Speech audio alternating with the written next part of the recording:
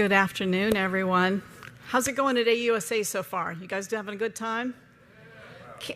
How many steps did you guys put in yesterday? Anybody got a tracker? I went over 22,000 yesterday. I don't know what I'm going to get today, and we're so glad that you're here with us. I'm CW5 retired Phyllis Wilson, an AUSA senior fellow, and I've been asked to open the ceremony, the forum this afternoon. So you're joining us for the Contemporary Military Forum titled Transforming Warfighting Readiness. This is kind of like when you get on the airplane and you sit down and they say, welcome, your flight is going to, and they say a city that is not the one you thought you were going to. So if Transforming Warfighting Readiness is not the forum you thought you were going to, welcome. As your professional association, the Association of the United States Army is proud to provide forums like this one throughout the year that broadens the knowledge base on Army professionals and those who support our Army. AUSA amplifies the U.S. Army's narrative to audiences inside the Army and helps to further the association's mission to be the voice for the Army and support for the soldier. Of course, we cannot do this alone. AUSA relies on its members to help tell the Army story and to support our soldiers and their families. A strong membership base is vitally important for our advocacy efforts in Congress, in the Pentagon, and the Defense Industrial Base, and to the public in communities across the country, as well as 9 other countries around the world. Who here is a member of AUSA? Please raise your hands. That's a good number. And for those of you that raised your hands, thank you. For everyone else, unless you opted out when you registered for this conference, welcome. You are a new member of AUSA. It's a no-cost membership, and we thank you for that. If you are not yet a premium member and you would like to elevate your membership benefits, please stop by one of our membership zones. One is just outside of here. And check to find out what that entails. We can't do it without you, and your help for AUSA to make sure we are an effective voice for the total Army and to provide support for the soldier and their families is key. So on behalf of General Brown, AUSA's president, and the rest of the AUSA team, the speakers have been given a small token of appreciation for their time. I get to display it. It is an umbrella with the AUSA logo on it. We appreciate you being here with us today. Now I will turn it over to Rahul Gogate, the Director of Global Marketing Communications for General Dynamics Land Systems, who will provide some introductory remarks before turning it over to our moderator, Professor Carolyn Davidson. Thank you.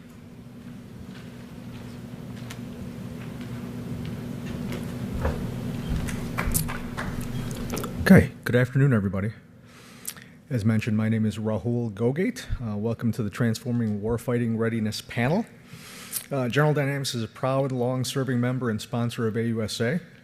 This organization just does such a fantastic job year in and year out of bringing together industry executives, government officials, decision and policymakers, academia, and research institutions to discuss and witness firsthand the future of defense and military technologies. One key element of that forward-leaning posture speaks directly towards this year's AUSA theme, which is transforming for a complex world. A critical piece of that strategy calls for the transformation of warfighting readiness to modernize and restructure the Army to ensure a combat-ready and lethal force now and into the future. And with that, I'd like to turn it over to Professor Carolyn Davidson, Associate Dean, College of International Security Affairs at the National Defense University. Thank you, Rahul. And thank you, Phyllis, as well. Good afternoon, everybody. I did hope that we would get those umbrellas and do a kind of tap dance introduction just to make sure everyone was awake, but you're stuck just with some words at the start. But I do promise a very exciting panel this afternoon that is going to reinvigorate some of the things that you have heard touched on, I understand, yesterday and this morning. And we are very much looking forward to this being an interactive experience. Are you ready? Yes, audience participation, not tap dancing, but you do have index cards on your seats. Index cards that are for you to start jotting down questions that you will then put in the air and wave to our runners. Can I ask them to, yeah. So our runners, so you do not have to put your name and affiliation on these cards. They can be anonymous, totally up to you. I have found this works very well for moderation to encourage those who are a little more shy to put questions down on these cards, give them to our runners, and then we will use them to inform some of the Q&A after we have started the conversation off from this stage. It's a real honor to be here again this year. Thank you to General Pappas for inviting me again to moderate this panel, and thank you to AUSA for choosing a really, I think, important theme that you heard reiterated just now. Transforming for a complex world. Yep. It's a complex world out there, and it feels like it's getting even more so daily. This panel is going to help us pick at that complexity by focusing specifically on warfighter readiness. If we're being honest about it, transformation is a bit of a fraught term, right? It sounds good in theory, but in practice it can be quite hard to pin down exactly what we're talking about. So putting my academic hat on, I've pushed our esteemed panelists to dissect what transforming warfighter readiness really means, what we're doing now, what remains to be done. You're going to hear them address several core themes. What are we transforming from? How are we identifying the right gaps in readiness and bridging them? What are we transforming into and readying for? How are we ensuring our warfighters are ready for an uncertain future that appears to be infinitely complex, unpredictable, and so rapidly evolving that it seems impossible to keep up? What are we learning from current conflicts? How are we ensuring today's army is not just learning, but learning the right things the right way? How are we ensuring we apply lessons from one theatre appropriately to ensure our warfighters are ready for a potentially different fight in another theatre? Finally, lest you think this is just going to take a few minutes this lovely Wednesday afternoon, what role does technology play? What, in practice, does transforming in contact really look like? And if we accept the Secretary of the Army's call yesterday to start thinking, and thinking urgently, like underdogs, taking more risks, embracing frugal innovation, facing challenges to our superiority consistently, what does that mean for training, readiness, and balancing technology as well as human input? Transforming warfighter readiness. 3 speakers lined up here ready to take on these hefty problems. We have Dr. Frederick Kagan in the middle here. Dr. Kagan is the director of AEI's Critical Threats Project, a former professor of military history at West Point, and acknowledged as one of the intellectual architects of the surge in Iraq. His books range from Lessons for a Long War, co-authored with Thomas Donnelly, to The End of the Old Order, Napoleon in Europe, 1801 to 1805. He earned his PhD in Russian and Soviet military history, but notably for us, he is just returning to his desk from a stint in Ukraine, and actually he tells me his 3rd trip there in 18 months, where he met with Ukrainian Ministry of Defense and other senior leaders in an effort to understand particularly how the role of technology is impacting the battlefield. Next to me here, we have General Andrew Pappas, who is the commander of United States Army Forces Command, Fort Liberty, North Carolina, the U.S. Army's largest organization. Prior to assuming command of FORSCOM, General Pappas served more than 3 years as a senior leader on the Joint Staff, first as Director for Operations and later as Director of the Joint Staff. In his role, he assisted the Chairman of the Joint Chiefs of Staff as advisor to the President and Secretary of Defense. And then we have at the end here Major General Brett Sylvia, who is the Commanding General of the 101st Airborne Division and Fort Campbell. General Sylvia has served 30 years in the United States Army and has over 5 cumulative years deployed to combat operations in Iraq and Afghanistan.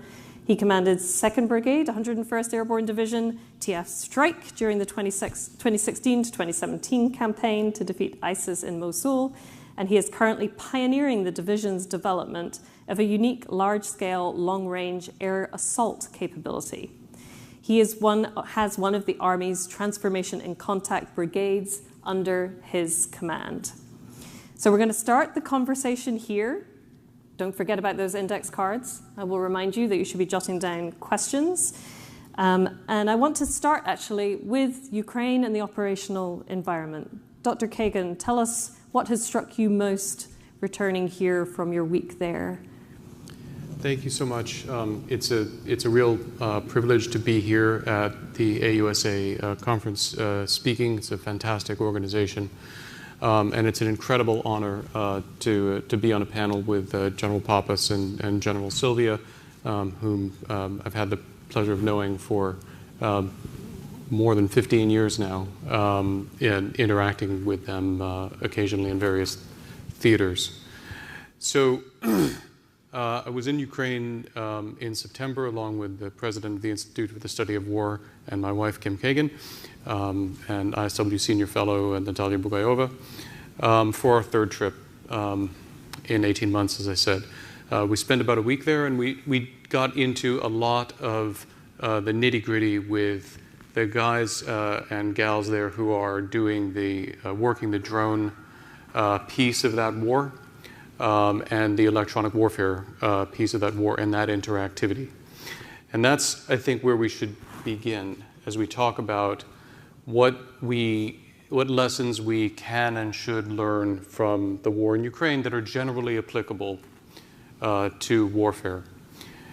Because there is a transformation in the character of war that is occurring now, and that I'm one who has, over the course of my career, been reluctant to say things like that. When people were getting very excited about revolutions in military affairs, I was the one who tended to try to argue contrarily against that, but there really is one going on now. And it's characterized by the use of unmanned systems at an unprecedented scale. And I think we do need to begin with the scale. The Russians recently announced that they will have produced and used 1.4 million drones this year. The Ukrainians have the capacity to build 4 million drones. They only have the money to build 2 million drones. But collectively, the adversaries in this war will have put 3.5 million drones on the battlefield this year. And they're scaling their abilities to do that. It's a staggering number of unmanned systems.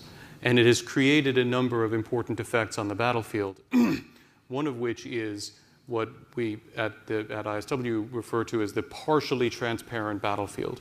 It's not fully transparent for a variety of reasons, but it is closer to a transparent battlefield than we've ever seen before, because when you have millions of drones, or in a given battle sector, tens of thousands of drones operating, you can see individual soldiers, you can see individual small units, you can see every vehicle on the battlefield fundamentally. And with the number of first-person view drones and other such systems, you can kill individual tanks, you can kill small elements of squads in a cost-effective manner, because these are drones that will cost $3,000, $5,000.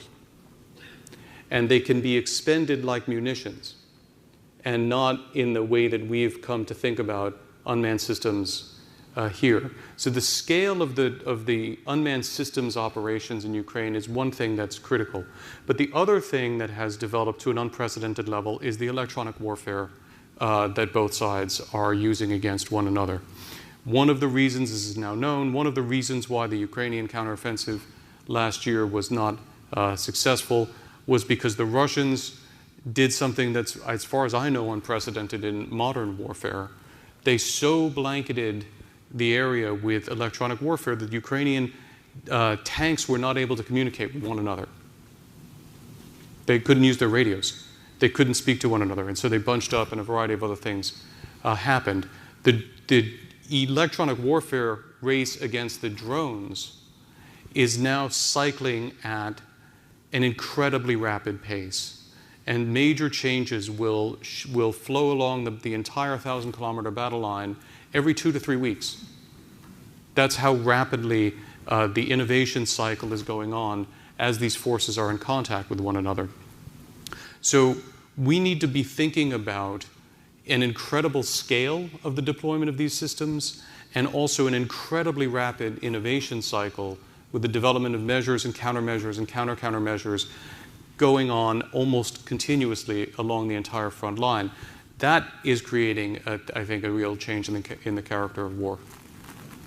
General Pappas, I hear speed, I hear scale, I hear continuous transformation. From your perspective, how is that shifting training priorities, scenarios, processes at FORSCOM? Well, I think as you've heard Dr. Kagan, he captures very well the changing character of war and what we're facing today. And like any professional military, you're going to have to adapt to the environment as it changes. And that's exactly what we're doing. And part of it is you have to change also your training methodology and strategy, which you put out. And it starts with that view of, first, we have to change for the future fight, but we can never forget we still have a fight tonight requirement. So you have to maintain the readiness that you have today as you continue to prepare for the future. And that's exactly what we're doing. And we're doing it at multi-echelons. And everything that Dr. Kagan laid out, these lessons learned that we've gleaned, you can see that incorporated first to our major training sites. When you look at the National Training Center or down at the Joint Readiness Training Centers, you know, we are incorporating domains that we previously had not fought in. Space, cyber, the depth of soft integration. And then with that, also the introduction of new capabilities that we're seeing on the battlefield today. You know, we talked about the ubiquitous nature of the drone swarms. And when you have the drones that are also offensive and defensive, especially in the offensive realm, you have to develop new means of protection for your formation since there's new means of mass that they've identified. And within the electronic warfare spectrum, the electromagnetic nature of things, your ability to be identified because of what you emit. How do you mask your signature in this environment, which you can easily be captured? And we're developing ways to do that. Also, how do you use that offensively to identify where the enemy is? And we're utilizing all of these, which we've gleaned from the current battlefield, not just in the Ukraine, but in the Middle East, and with the technology and capabilities we see in the Indo-Pacific. And we get the best of breed, and we incorporate those into the training centers so that when the formation goes through, first they've trained a level to get there, I'll touch upon that, but they're facing the real-life threat that they'll face in combat against an opposing force that's empowered to utilize these and trained on utilizing them. So you've got a sparring partner that's going to test you and make you better and identify those gaps. And if I could, on that training methodology, there's a couple of areas you're looking at the adjustments. The first is our structure. How do we fight in the future fight? Then the equipping. There's new equipment that we're bringing back in, and it's over different time horizons. If you sat through futures yesterday, they walked through those. And Brett right now is living the transformation in contact with it 12 to 18 months, and he'll expand upon that. So as you look at the structure, you look at the equipping, but then it's also the doctrine, how we're fighting. And our doctrine is changing today. Our new doctrine 3.0, I won't ask who's read it because you'll all lie, but in 3.0 it's elevating up to the division level again. After 20 years of continuous conflict at the brigade level, it's now the division.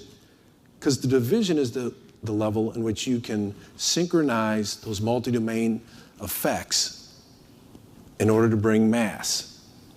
And the division now, we're having rotations in the dirt. Previously we hadn't done that. The brigade.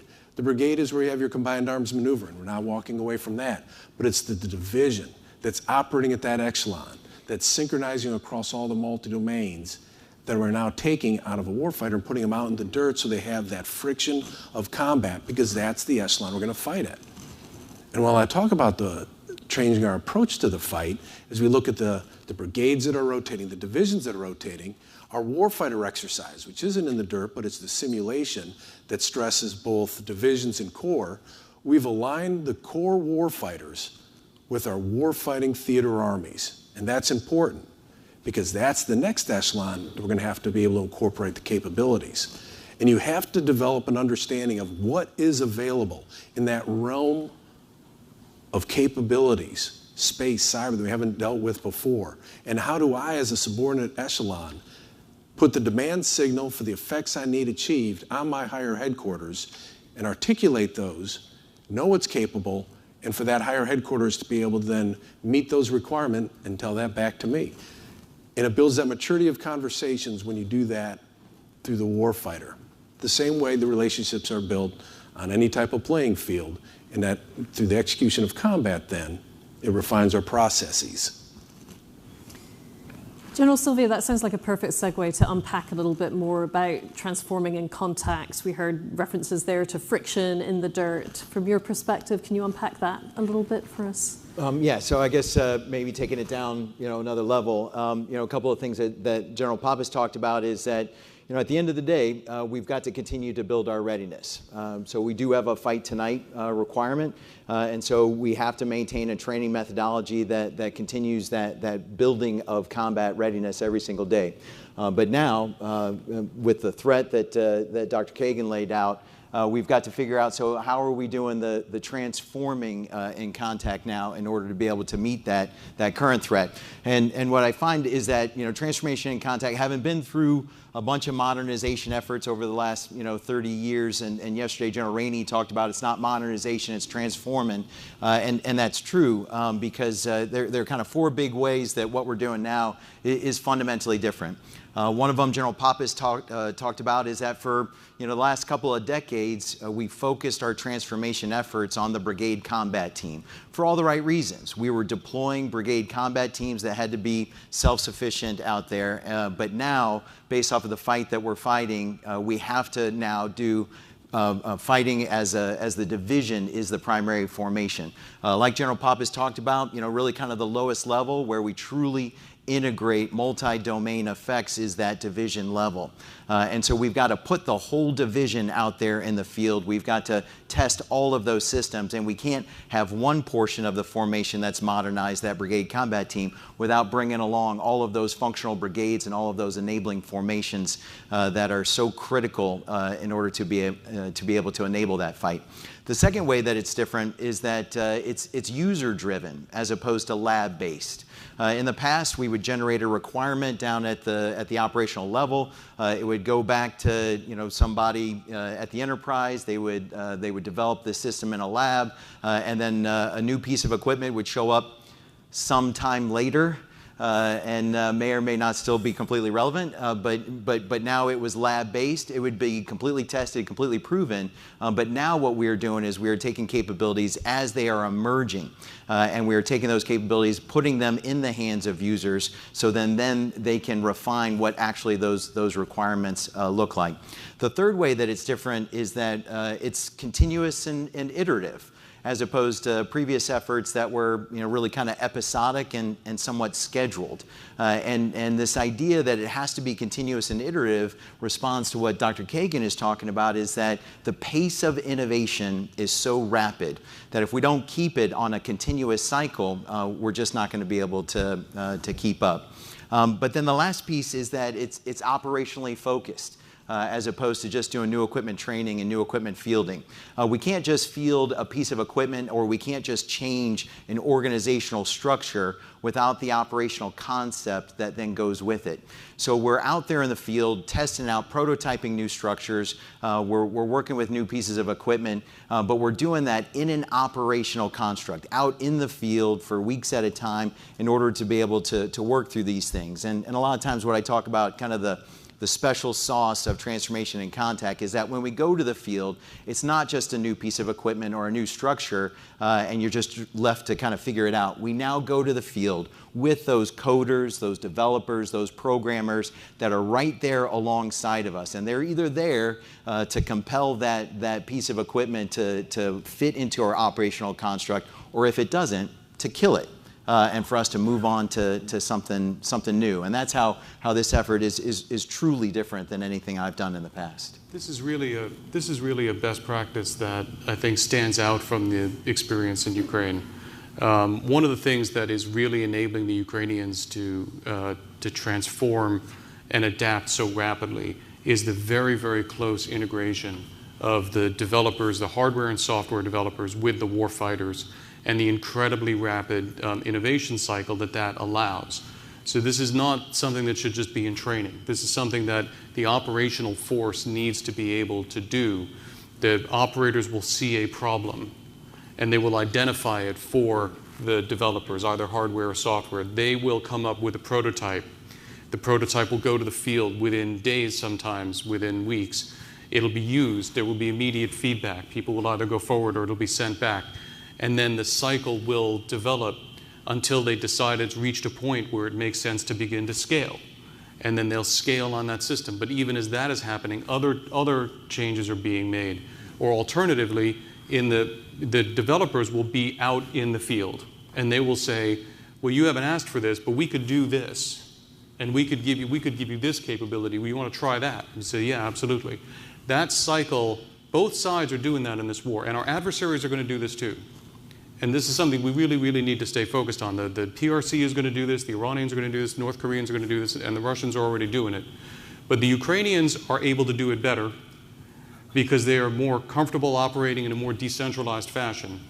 And this is a place where the United States Army can also have an advantage because we have so much comfort pushing down to low levels this kind of innovation and this kind of initiative.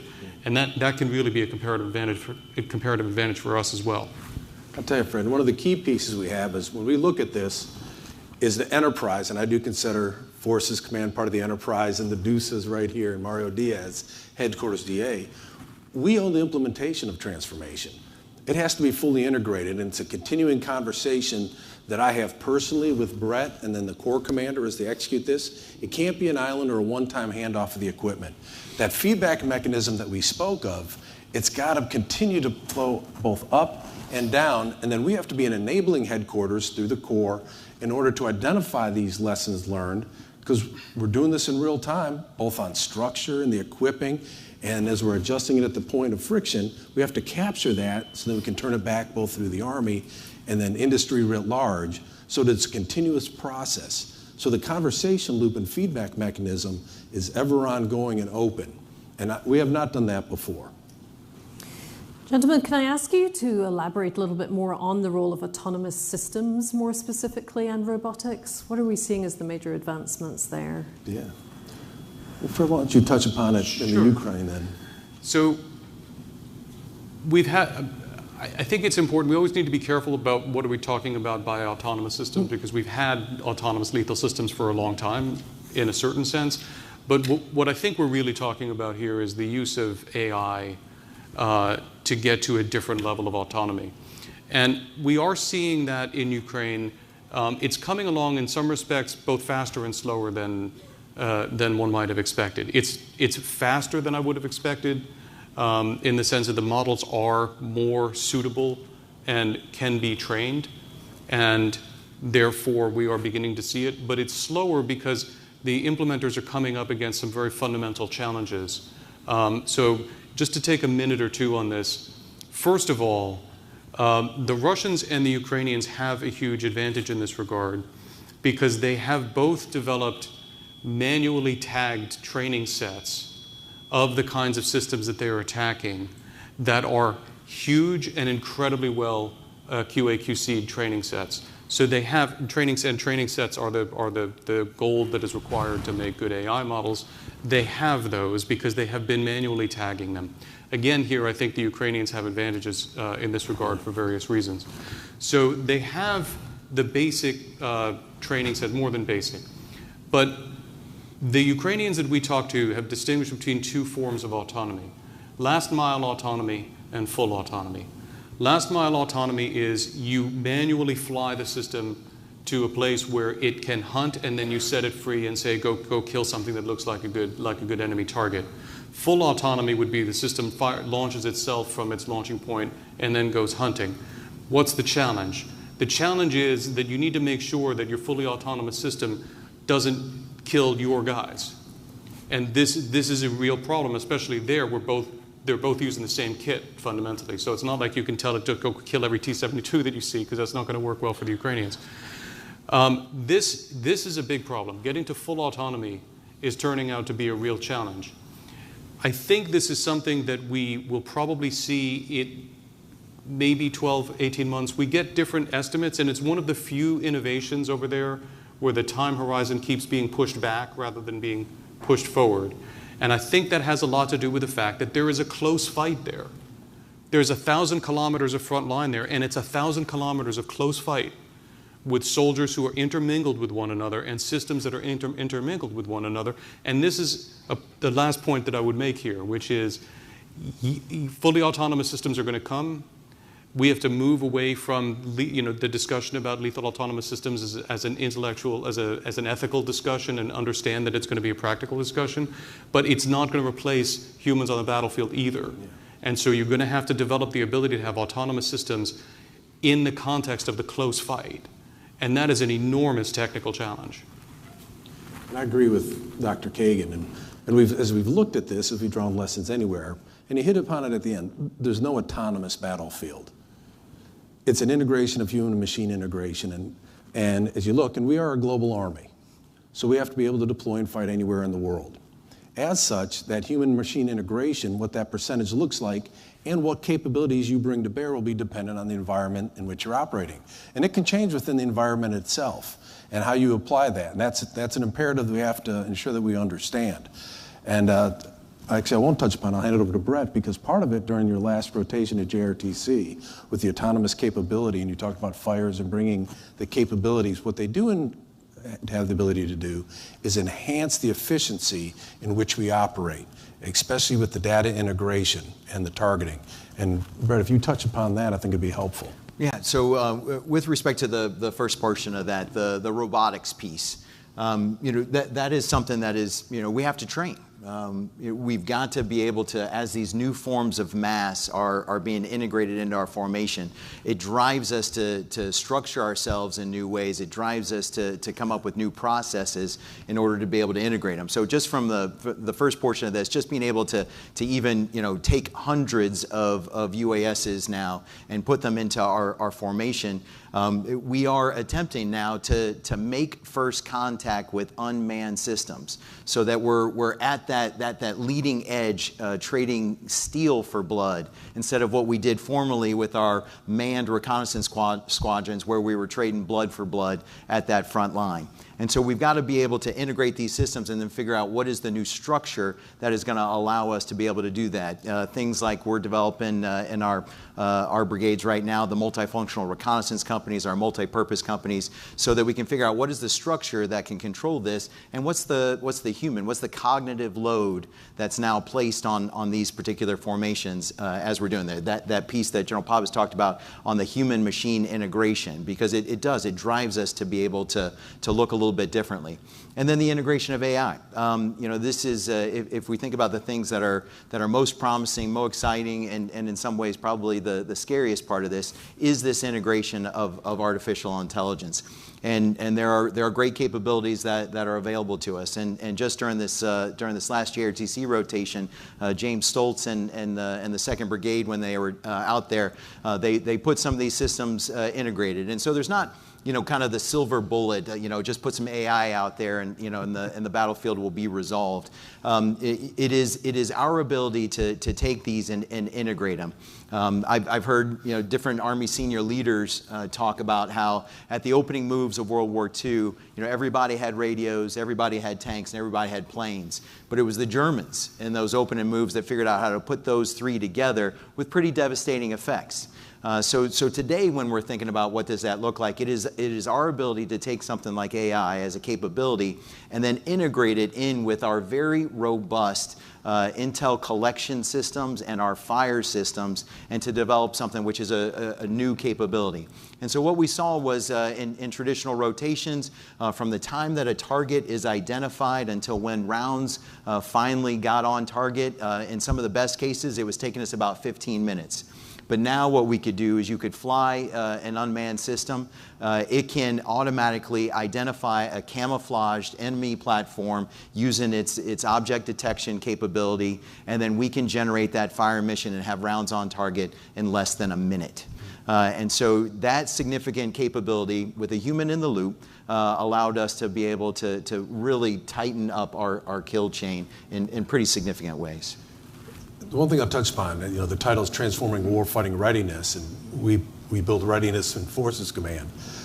But what Brett's talking about, we're executing that today in a training environment to find out what works, what doesn't work, how best to incorporate it, what structure do we need so we can optimize the efficiency and the lethality. But I will highlight, as we're doing this today, the last rotation was at the Joint Readiness Training Center. And those of us who've been there are very familiar with what that terrain looks like. Now, we're also doing it with the next rotation out at the National Training Center, which is a very different environment that you're going to be operating in, yet we project the same hybrid risks against them. And literally, as we speak, the 25th out in Hawaii, which has a completely different ecosystem in which they're operating in, is executing the same tasks with much of the same equipment. What we're identifying, though, again, is a worldwide army with worldwide deployability and requirements. We have to identify, depending on where you're fighting, what is that best mixed? What operates best? As we saw at JRTC, it wasn't straight autonomous because there's areas that your UAVs couldn't penetrate. So you had to have, back to the soldier, the long-range surveillance that had to infiltrate, place eyes on from a subsurface hide to provide that feedback to the commander to make the decision. And that's what we're talking about. How do you optimize the warfare? How do you have speed of decision-making with the depth of information that's coming in? And where does that come from? But there's still a human that's out there.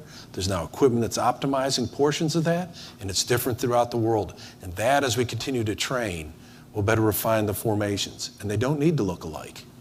If I could just add one more thing to it, is that traditionally with all of the UASs that we had flown formerly, you've got someone that's looking at a screen.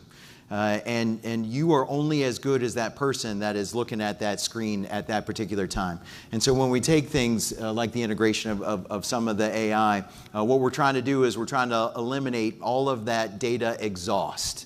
Now, I don't think that we'll ever get to eliminate it, but the point is to be able to reduce that so that now it's no longer just as good as the eyeballs that are looking at that screen. We now are enhanced with these additional capabilities to see things that human eye would not have seen on its own. The issue of the applicability globally I think is obviously hugely important. And I think as a caveat to my own focus on the Ukraine war, I need to recognize that the Ukraine war Ukraine is the perfect terrain for the systems that are being created there. Not surprisingly, the systems are being designed to optimize for that. It's a whole other animal when you go to operate in rainforest. For example, if you can try to do this in Taiwan, it's going to look like a very different thing. And I just want to say that one thing that we haven't talked a lot about, but that will be more important, I suspect, in places like that are unmanned ground systems. Because if you can't fly, you can walk. Yep. And you're still going to want to lead with steel and not blood. And this is another thing that has struck me and Kim on this trip compared to the last trip we did to Ukraine 6 months ago, has been a dramatic improvement in the use of unmanned ground systems for many purposes, from combat to logistics to medevac to various other things. That is really taking off in Ukraine, and I think that will be one of the things that we will find permeating other theaters that are less conducive to aerial platforms. Well, I agree. Brett, we resource you with some of those too. We're quite generous. Can we maybe advance a little more along these lines about maneuverability here? I think they're hitting on something that is particularly interesting. Maneuverability, lethality, survivability. Any of you want to address those factors? Well, I think along each three of those lines, maneuverability, survivability, and lethality, are all part of the transformation that we have. Part of the survivability is, the headquarters that we maintain. And you were with us in Iraq and Afghanistan, you saw what we had there, and they're not survivable in the current battlefield. They're easily detectable, and if anything, at the beginning of the Ukraine war identified, if you have a large non-mobile headquarters that's emitting within the electromagnetic spectrum, you will not survive. And we've taken that. And part of the technology has allowed us to get much smaller, and part of that also has been able to remote some of the capabilities at our emitters. If you recall from previously, the antenna farms that were right next to your headquarters, because they're part of it, can now be remoted out to an extended period that are outside of the effective range of an artillery piece. So what you're being targeted is you almost have a zero emission capability, so you can hide. It also reduces that, and I won't steal part of Brett's thunder, because we've had these discussions at JRTC, of reducing the size of the TACA, maintaining not only its survivability, but its efficiencies of previous. Just because you get smaller doesn't mean you're going to be better if you can't execute those requirements that an operations center has to do to synchronize and fight and plan for different planning horizons.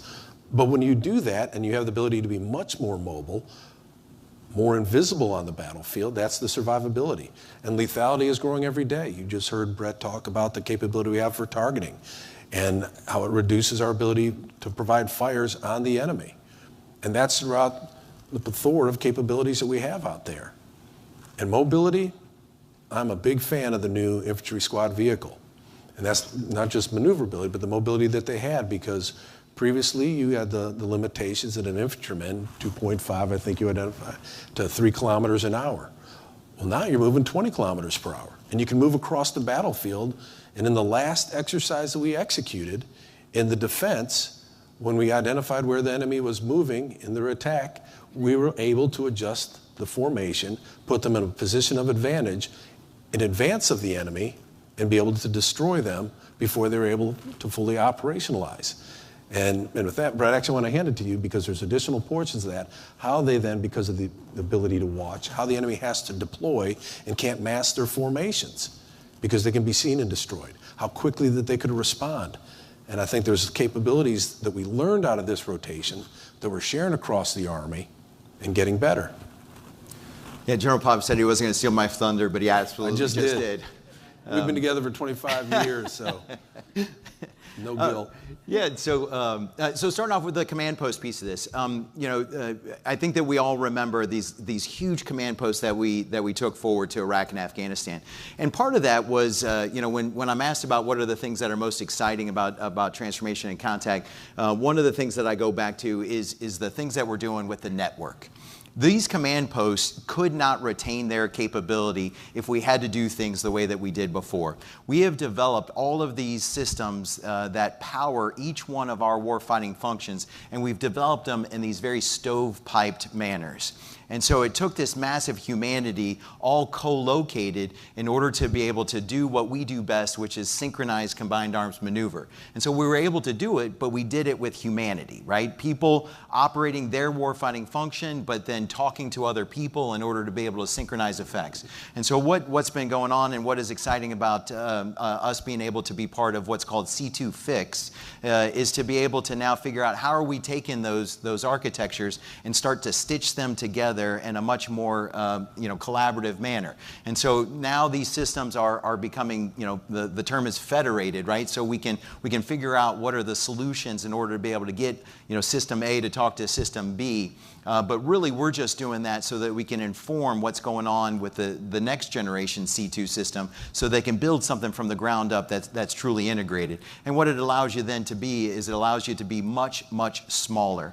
And so we used to have 30 or so vehicles, these enormous tents and these antenna farms that were what comprised your brigade command post. And then during this last rotation, our 2nd Brigade had just 4 Humvees all backed up behind one another, and that was a brigade command post that had every bit of the capability and functionality of those enormous command posts used to have. And so with that is tremendous survivability. And then as the network has then gained new capabilities, things like Starlinks or Star Shields, things like that, you are now able to create a command post that has 0 electromagnetic signature.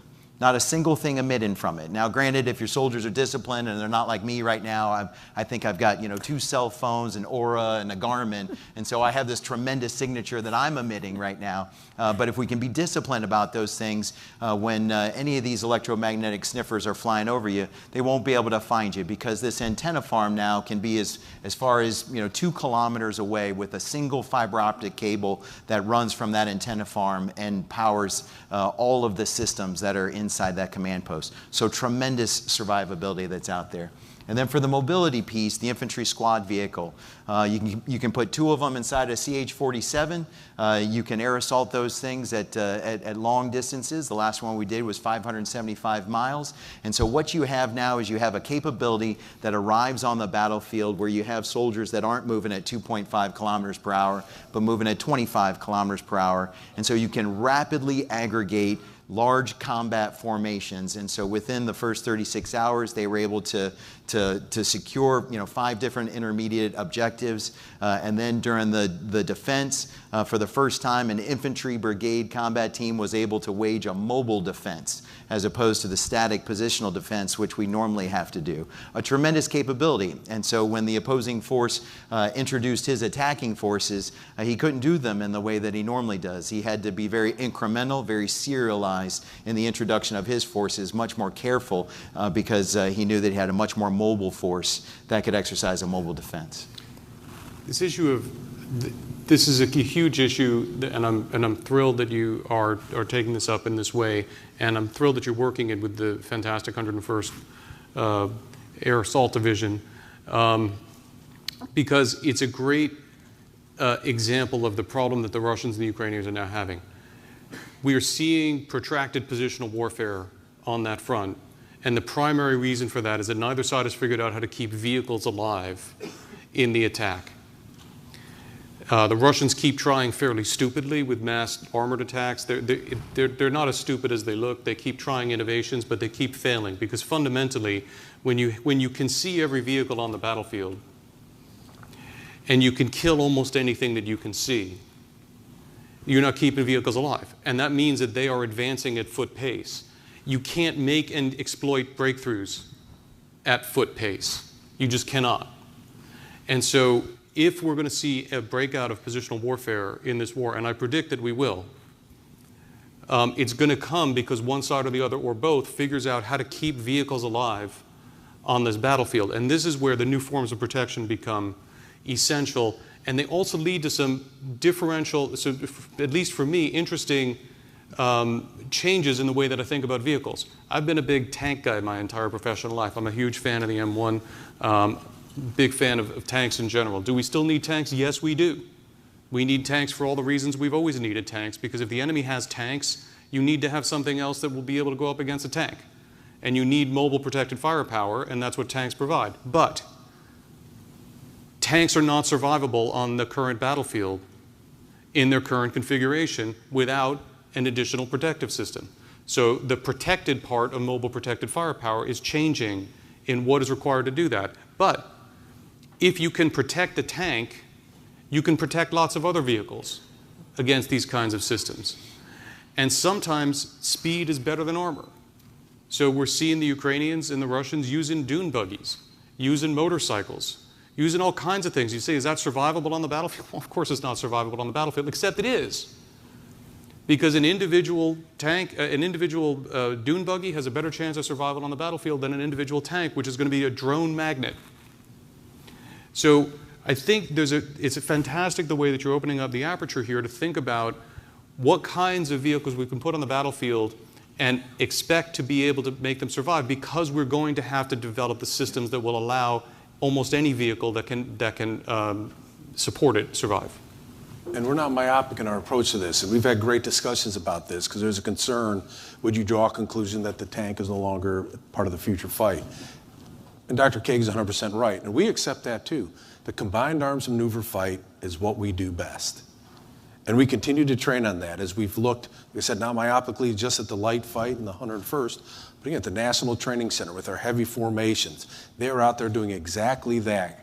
Continuing to build the competencies of the combined arms fight, bringing it together time and place for penetration, exploitation, you need that. But identifying the gaps that we've identified in the Ukraine fight and then building the capability to meet that so that they are survivable and they are still dominant capability in the future fight. So that actually segues quite neatly with one of the questions. You're all following instructions. Well done. If there are more questions, please continue to raise your index card and we'll come collect them up. But one of the audience members had this question: how does the training center environment in the Indo-Pacific differ from JRTC and the National Training Center as well? Well, I'll touch upon that. And you heard yesterday Charlie Flynn was talking about that. First, it's complementary. It's absolutely complementary. Remember, the training centers themselves, those are our capstone events. Let's not forget the fact there's still home station training that takes place. There's still squads and individual soldiers every morning from PT4 that are training to build competencies at Echelon. But as you build that competency up to the brigade level and now the division, then you take that into the arena of the CTCs. One of the strengths that I see out at the JPMRC in the Indo-Pacific, and this is also for JMRC, which is in Germany with the European theater, is the allies incorporated into that fight and building up the capabilities of all the formation as we fight together. Also, the terrain in which they're fighting in is quite different, and we draw different lessons learned.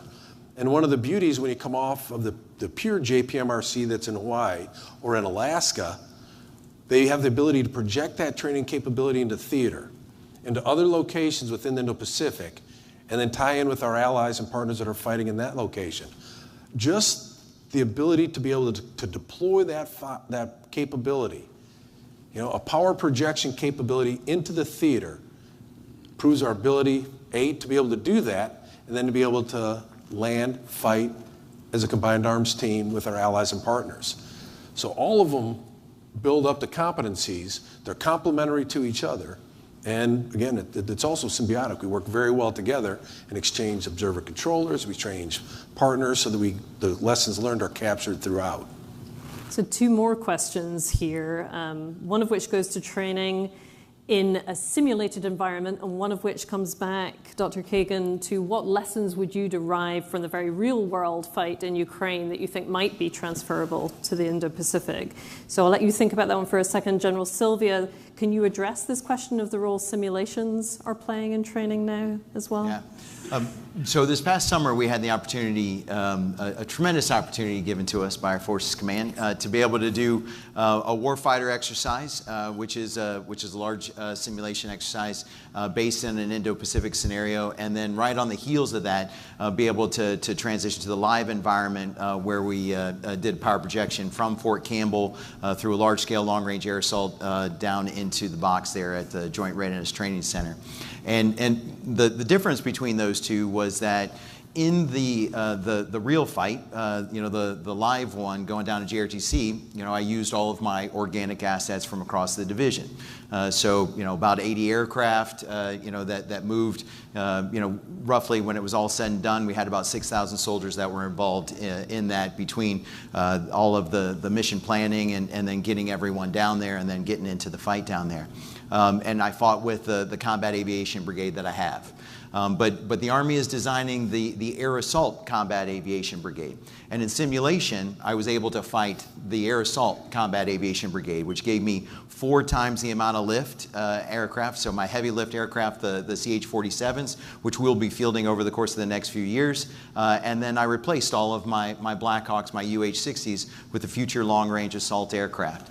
In order for us to be able to build the doctrine, as we talked about, because it's more than just new pieces of equipment and new capabilities. It's about the doctrine. It's about how do we build the sustainment? How do we train our staffs in order to be able to employ this in a different environment? And so the value of simulation is absolutely essential for us to be able to test drive as many of these concepts, many of them new, burgeoning concepts that are not fully fielded, so that when we do receive these capabilities, all we have to do is receive the kit. We've already built the foundation for them to be able to begin operating.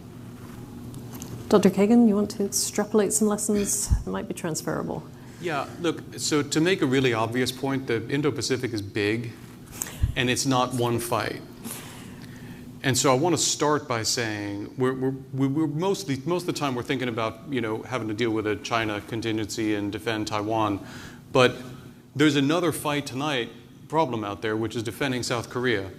And I want to highlight that because over the past few days, we've seen the Ukrainians reporting that there are as many as 3,000 North Korean soldiers fighting, training, and fighting with the Russians. It's very important that we not treat the North Korea threat as a solved problem. It's been a solved problem in many respects, sort of, for decades. But that problem is changing, and it will continue to change as the Russians pay their debt to the North Koreans through training, access, technology, insight, and various other things that are going to change the nature of that problem.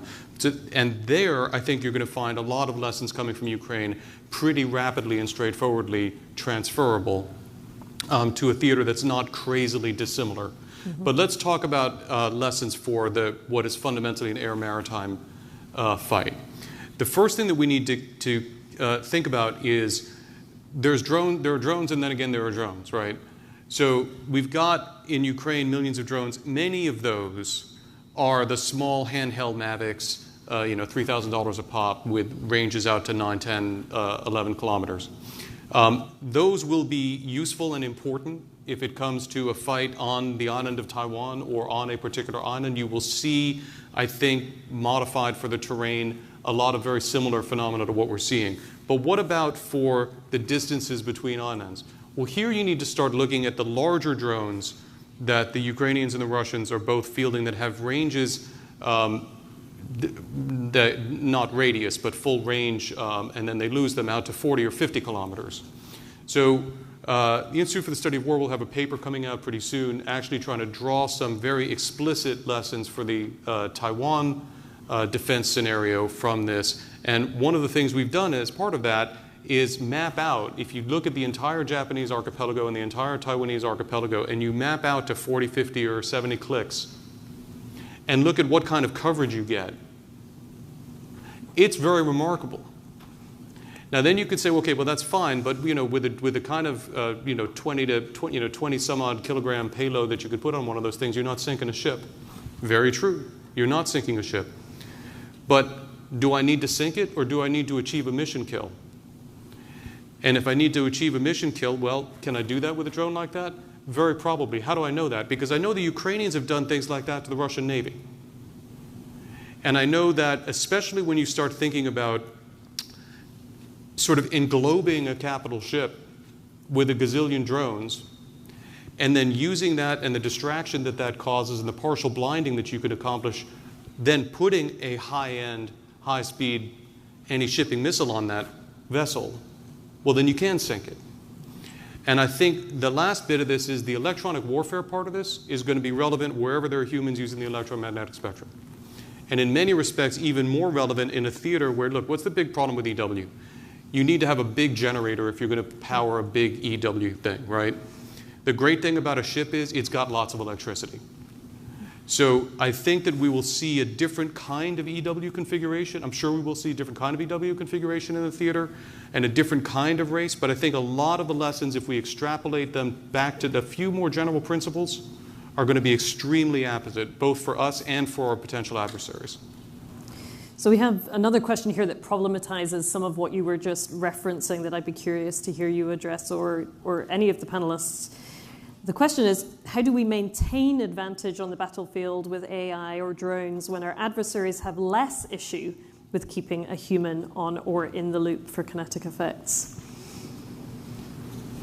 I think that one of the things that we talked about a little bit is that as we are looking at new forms of mass that are showing up here on the battlefield, one of the comments that was made was about new forms of protection that are out there. And I do understand that their ability to onboard AI and to use it in certainly a less discriminatory fashion is certainly an issue that we won't be able to resolve. But the idea of our ability to generate new forms of protection is the critical piece of this. That there is no silver bullet. You can't just pull out the laser and it will resolve all of the issues as it pertains to this. And so we've got to take this very layered and integrated approach as we look at these things.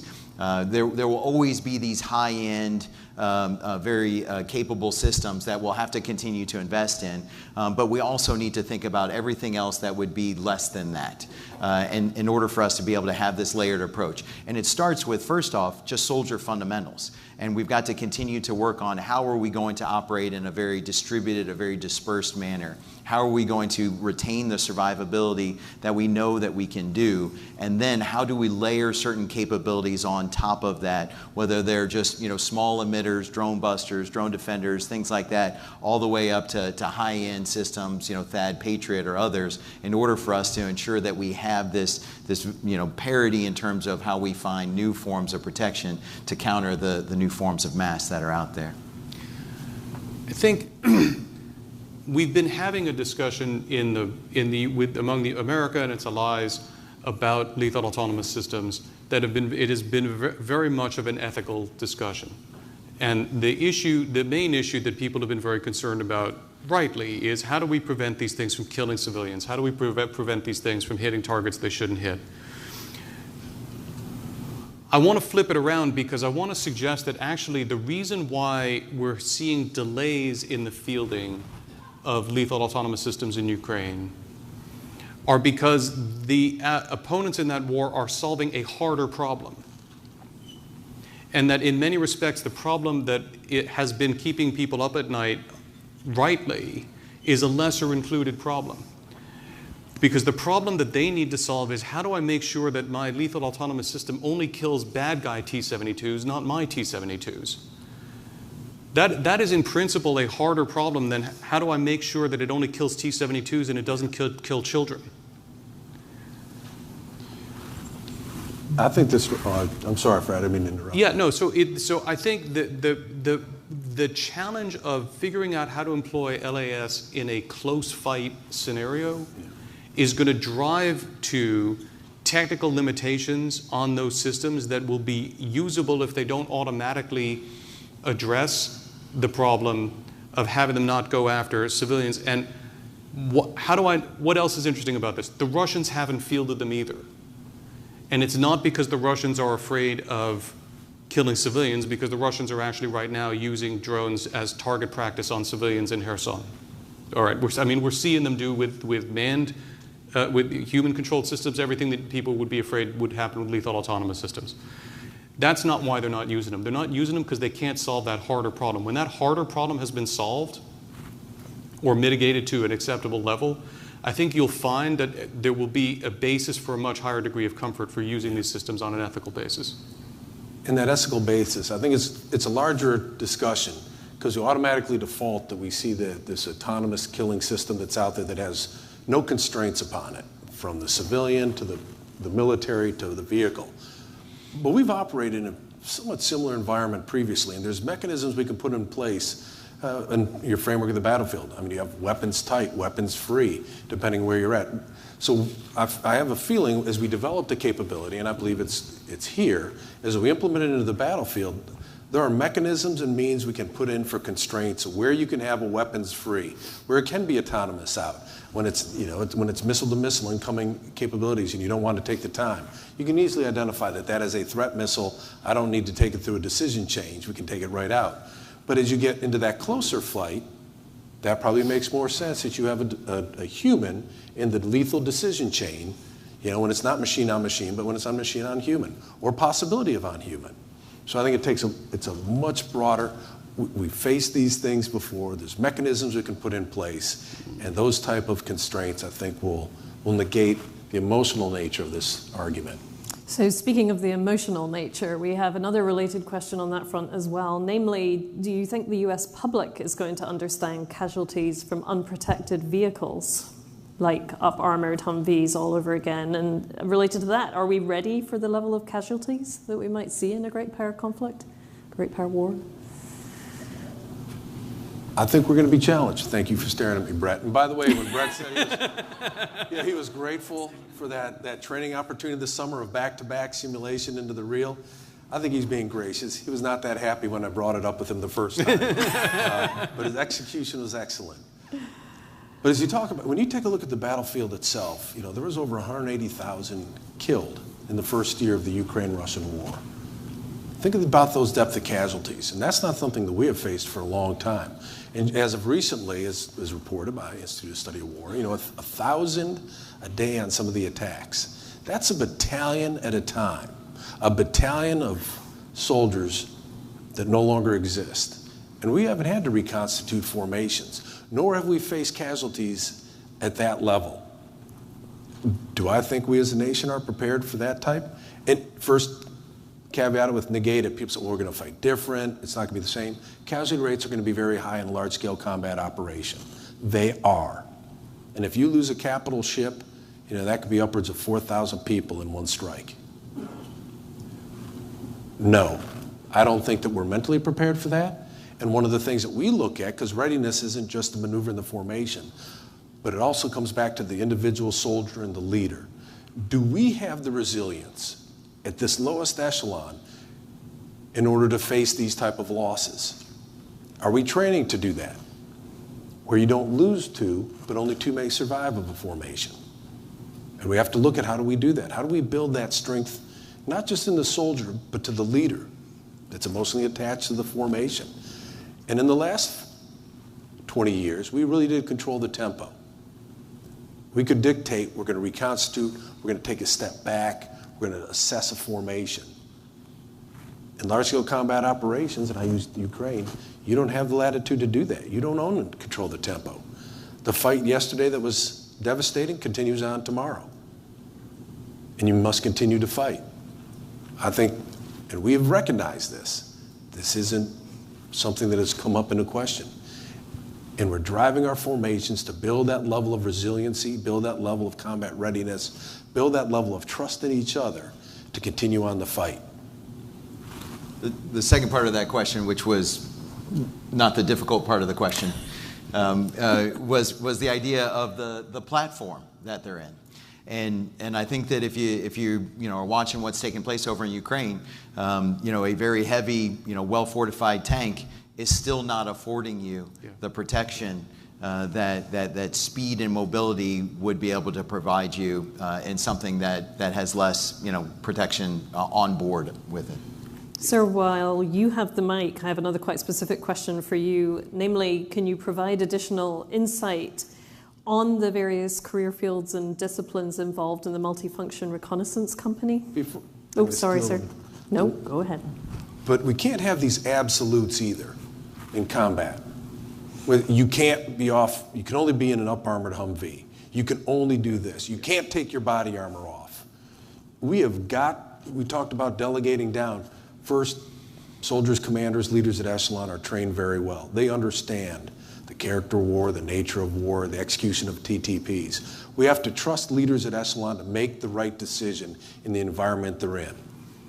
And for example, in Iraq, when they said we couldn't use the Gators off the post. Well, in the environment that we were in, that Johnny Carson back there was traveling around in, you couldn't take anything up-armored or heavy. The terrain wouldn't support it. And it doesn't fit it, and you air assault it everywhere. You needed the Gators inside. And we needed that mobility platform to prevent additional classes of supply and support and be a medevac. So we made deliberate decisions to use Gators that are not up-armored, off the FOB and on operations, because it enhanced our capability.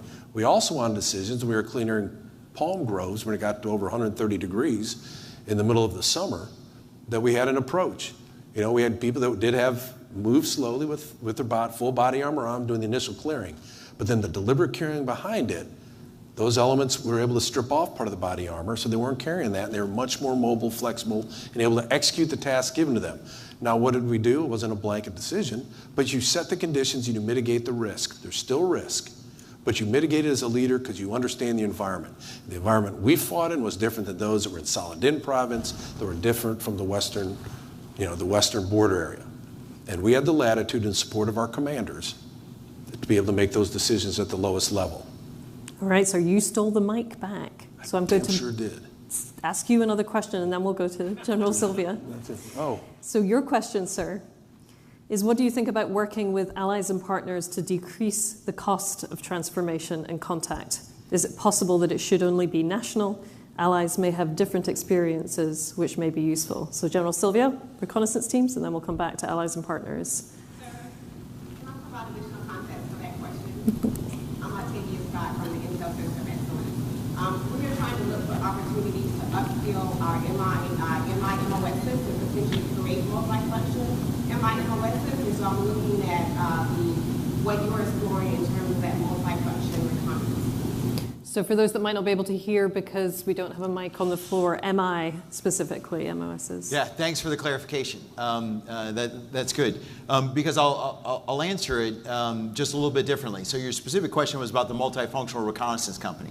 The multifunctional reconnaissance company is really just kind of a new scouting element, a new reconnaissance element. And it operates off of many of the same fundamentals, but it just uses different things now. So whereas before our old scout elements were infantry soldiers that were forward, with some type of optic, device in order to be able to identify what was happening out in front. But now our ability to see and sense is different. And so while we do still need those, because like General Pappas talked about, there will be those times based off of terrain or weather or other things that you do still need to put that human out there. So we do have to have those fundamental scout formations. But now we add in them these other capabilities to see and sense. Whether they are UAV operators or whether they are EW operators, they have these systems that are then forward in order for us to be able to see and sense. But to your specific question about MI, about our military intelligence soldiers that are out there. So one of the things that we are doing in the prototyping of the Mobile Brigade Combat Team is we've actually taken that military intelligence company out of that brigade. And we've now taken them and we've taken that analytic power and we've put it up at the division level. Now, granted, you know, fundamentally as a former brigade commander, if anybody told me that my higher headquarters was going to do my work for me, I would have told them that they were a liar. All right? I have matured. Somewhat. You know, so the idea doesn't sound fundamentally sound. But what we are doing is that we are pushing simplicity down to the tactical edge in order to be able to keep our tactical formations light and mobile. And so what we need to do is, in order to provide access to the types of information that would be available to them, I have to pull them out of that formation. But now they are completely dedicated to that formation. And while their physical location is at a higher echelon, their focus is exactly the same. And so there is still a requirement. But the idea is, you know, do they need to be, and this is when we're talking about the prototyping aspect of this, is do they need to be structured the same way? If I have an AI tool that scrapes all of the chat, all of the texts that are coming in with all of the information that's coming in from all the sensors that are out there, and that AI tool does a lot of the work that humans were doing before, do I need as many analysts as I did previously, or do I have technology that can then replace them? And so then I keep the humans at the places where I need the humans, and I can use the technology where I can use the technology. And I just want to say thank you for validating that, because we are actually considering the cognitive offload that will happen with AI to develop and how that can contribute to optimizing our MI and MLS. So that's all the practice. Thank you very much. Sir, partners and allies, transforming in contact, primarily national. You want to take that one, or Dr. Kagan as well? First, I don't think it is just going to be national. As you can see, the formations that we've identified, I think we do owe it to initially start, the initial tranche of this is to identify what is and is not working. And then we're going to have to proliferate that with our allies and partners. The strength that we have is our allies and partners, and we fight together. I mean, we have a common ammunition, we've got common systems, we got common tactics, techniques, and procedures, and we train together. So it only makes sense as we talk transformation. Again, there's 3 different time horizons of modernization. You know, this is that short duration and year of execution. So this is a small component of that, but it is one that we will share, not just should share, but we will share to make sure that those allies and partners see what we're incorporating, why we're incorporating that, and have them incorporate it themselves. And where they've got capabilities that we can incorporate, if they've got a better UAV capability, a better, you know, with a human-machine integration, to have better capacity or capability that we can incorporate, we'll certainly use that. I mean, downstairs, when you walk the floor, you'll see no shortage of other nations' capabilities, and it's pretty good.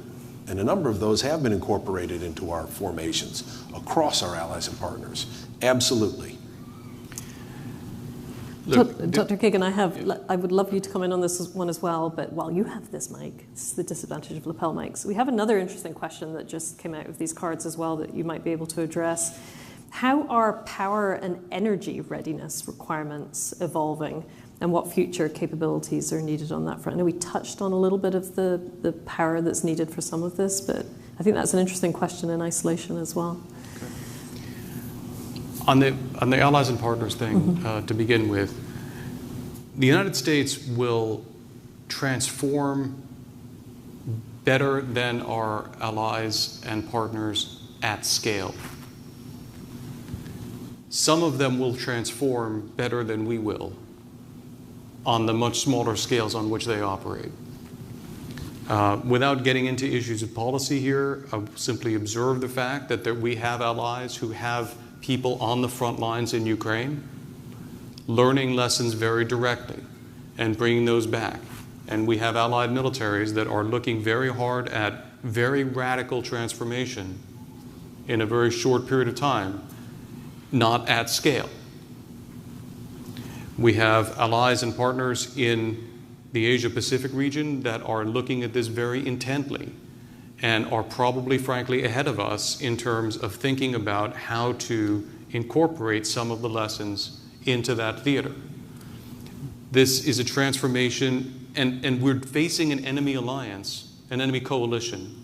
We haven't settled on exactly what to call it yet, but we're facing an enemy coalition that is integrating its own lessons learning in a very, very tight fashion, which should, frankly, scare the bejesus out of us.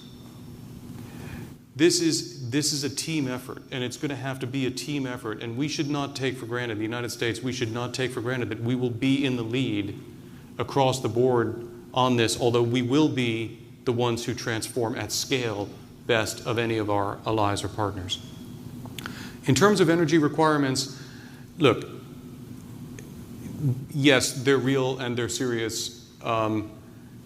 So far, I have not encountered anything in Ukraine that tells me that they're particularly different from the kinds of requirements that we've seen already in our highly energized kind of warfare. Where I think you will start to see that change is when we really start moving to directed energy weapons to deal with the drones. Particularly in a battle space where the electrical grid is not reliable, where the adversary is working on destroying that, and so you're going to have to be able to generate power, but you can't have a big footprint and. But at the end of the day, I'm going to simplify this I'm going to simplify it excessively, but there's some truth in this. Either you can keep stuff on the battlefield alive or you can't. If you can, then you can think about keeping a generator alive. You can think about keeping a fuel storage alive. You can think about keeping tankers of fuel moving to it. And then you can think about having the energy that you're going to need to do this. If you can't keep stuff on the battlefield alive, then you're not going to keep any of that stuff alive, but then you can't keep anything alive. That's an oversimplification, but I do think that it's very easy for us to have a sort of a conversation with each side of our brain and not have them link. And one is to say, I can see everything, I can kill everything, so I can't have a power plant, therefore I can't have energy. Well, okay, but if you can't keep anything alive, then it doesn't matter whether you have a power plant or not. But if the power plant powers something that can keep the power plant alive? One of the things that makes us smaller and more survivable is as we take our command and control systems and we get them to smaller form factors, then our energy consumption goes way down. And that was one of the things that allowed us to be so much smaller is we used to have these huge server stacks that used to sit inside of each one of our command posts, and we don't need that anymore. And so as we get smaller and smaller, we reduce significantly our power consumption, and that's been critical for us, is figuring out how do we get rid of those generators that are easy to spot, easy to locate. And so finding ways to get smarter at that has been essential for us as well. I'm sorry, that actually triggered in my mind a specific example that points to the continuation of that excellent point, which is, look, the drive to have longer range drones is a drive to have reduced power consumption. Because just for all the obvious reasons, right? So we had a very fascinating conversation with a Ukrainian who was talking about a particular platform that they were trying to develop to be able to use for a particular purpose, and I'm not going to say anything more than that in this forum. But the dilemma that they had was that the platform was not aerodynamically stable enough that it could be operated with a simple AI. And so it required a big chip with all of the requirements that came from that. And but this one potential solution that was discussed was if the platform were made more aerodynamically stable, then the AI that controls it can be much simpler, can be put on a much smaller chip with much less power consumption and everything that goes along with that. So this gets us to an important thing which we haven't mentioned here, but which I think is worth bringing out, which is that the transformation, the technological transformation is happening on different scales, on different time scales, and based on different things. So the big platforms like tanks and planes and things have not really changed at all in this war. Smaller systems like the Mavics and the other kinds of drones change a lot, but they don't change instantly. It takes time to produce lots of a new kind of drone. Individual electronics components, things that will give you access to different bands in the electromagnetic spectrum, either for jamming or for communication, those can change very rapidly and proliferate through the theater in weeks. And then, of course, any change that you can make with software proliferates not instantly. This is important. It does not proliferate instantly, because you don't have all your drones hooked up to the network all the time for very obvious reasons. So people have to go around and do this, but it can proliferate in days. But as we think of these changes, we have to think about integrating all of these changes together. There are things that you can do with software to change your hardware requirements to offset problems like energy consumption and energy requirements. So I would be remiss if I didn't travel all the way from Fort Liberty, North Carolina, and acknowledge the fact that sitting in my lap is this question of how are we going to incorporate Special Operations Forces in LSCO.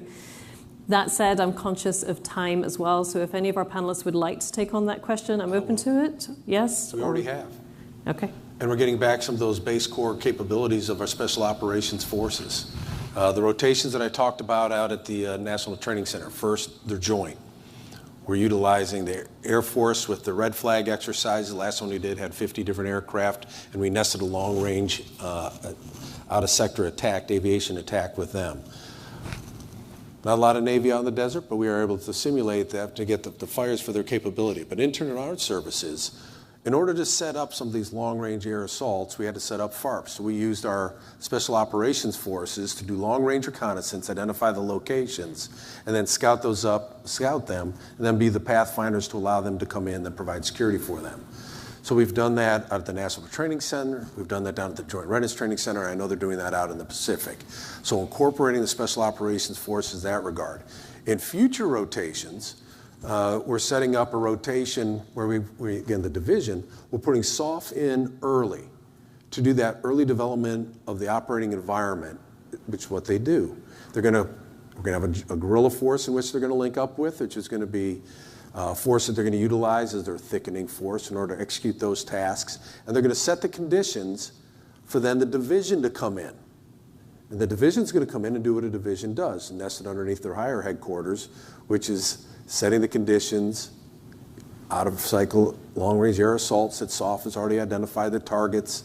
They've identified the FARP locations, provided feedback, and incorporated the guerrilla force. So the division's going to come in, and they're going to execute those divisional tasks that set the condition for the brigade rotation that has the force on force from the reception stage and onward integration. But to set those conditions, it starts with the SOF, bringing in then the conventional, and then the follow-on for the direct combat location. So they are fully integrated with everything that we're doing, and they're part of every discussion that we're having at this time. And we're setting up SOF-specific rotations so we can build back those baseline competencies that we've seen previously. Thank you, sir. So we are sadly about out of time, and I do want to offer the opportunity for each of you to offer a couple of closing remarks, key takeaways from this conversation. Thank you to everyone for submitting these questions. I will make sure that I have them collected and pass them on so that certainly our panelists can see the questions, that we were not able to cover as well. General Sylvia, would you like to begin with closing remarks? I just, the 101st Airborne Division Air Assault is really proud to be able to be part of the transformation in contact.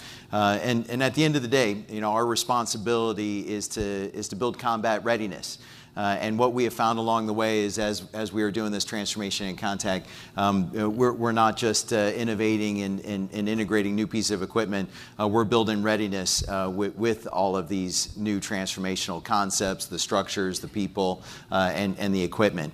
And like I tell people all the time is that, we're not an innovation division, we're a division that innovates.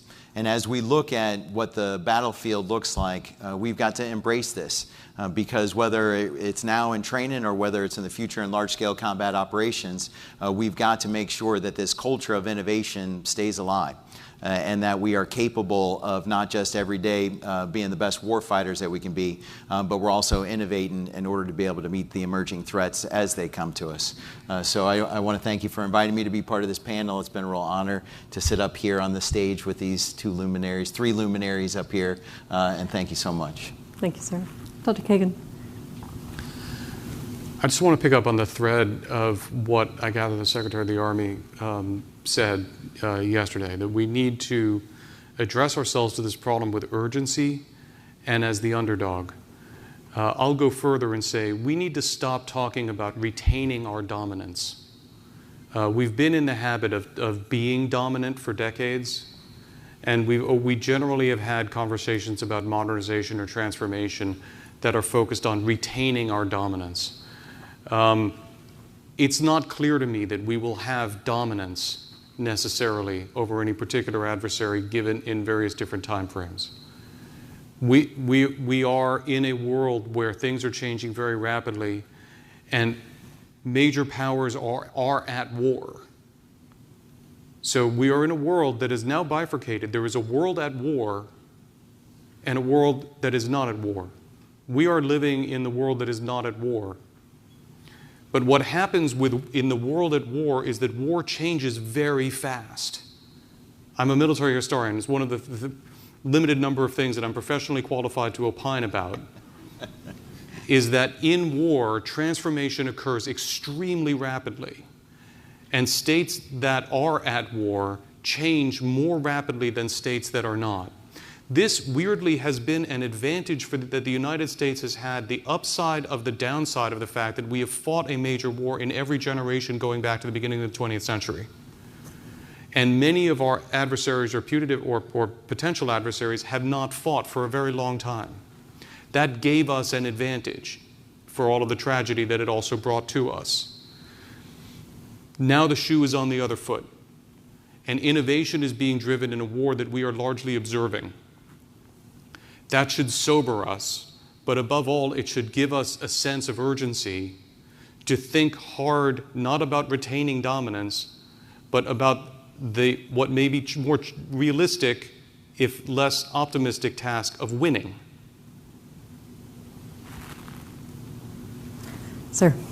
Thank you. First, Professor Davidson, I want to thank her for coming back. And you can see the masterful way in which she facilitates this discussion. There's a reason, and I appreciate what you've done, both in our preparation and coming up here, to let all the key points be drawn out in this discussion. And I'll touch upon my panel members. But first, if you're here or listening, one thing I hope that you take away from this discussion is first a sense of comfort and a sense of pride. Because though it's a very difficult time in the world today, you can see from the discussion that we had and what we've laid out for you, we are putting in first the intellectual energy to understand the operating environment and how it's changing, the changing character of war that we see across the globe. We are putting that energy in and we're collecting that. And then we're putting the operational energy in order to address it. And not just the immediacy of it, but as we look to the future fight and what will, not just emerging, but what's on the future and the horizon, how we will address that. And I always go back to one of the directed readings was America's First Battles, which outlines how we always prepared for the last fight, and we were not successful in that first fight. And our commitment to you, and I think you should draw away from the conversation we had, which is propagated throughout the entire force, is that we will not be the next chapter in that book. We will be successful. And the second point I'd ask you to look at, it's not by chance, the people that are on the panel up here. And I did have the latitude to pick. It wasn't a lottery that your name came up. It started with K. What it is, and I'd ask you as you look out there, And it started for me in battalion command. Nobody's an oracle. Nobody has all the answers. You need people that you trust intellectually to have discussions with, to build your own base of knowledge, but then also refine your base of knowledge and sharpen what you understand. And you have to do that by people who you trust intellectually. And they're here. I've known Brett Sylvia for 3 decades, and I trust him intellectually, and I bounce things off him all the time. It makes me better. And I've met the Kagans almost 2 decades ago coming out of Iraq. And from that time, I will tell you, there's a lot of great ideas that I have, and I bounce them off them. And as I start looking at the future of warfare, historians, understanding, it refines my understanding of how we should fight, of where we need to fight and where we need to go. I would ask that you find those people in your life that do that for you. And if you're a professional military officer, you need to do that, both in uniform and out of uniform, because you owe it to the formation to have that best intellectual depth of capacity and understanding. And I want to thank the Kagans for being up here, and for Brother Brett to be up here and share that with me. Again, for Professor Davidson, you're now coming into that fold. We've got 3 years behind us now, and I appreciate it. So thank you all very much. Thank you, sir.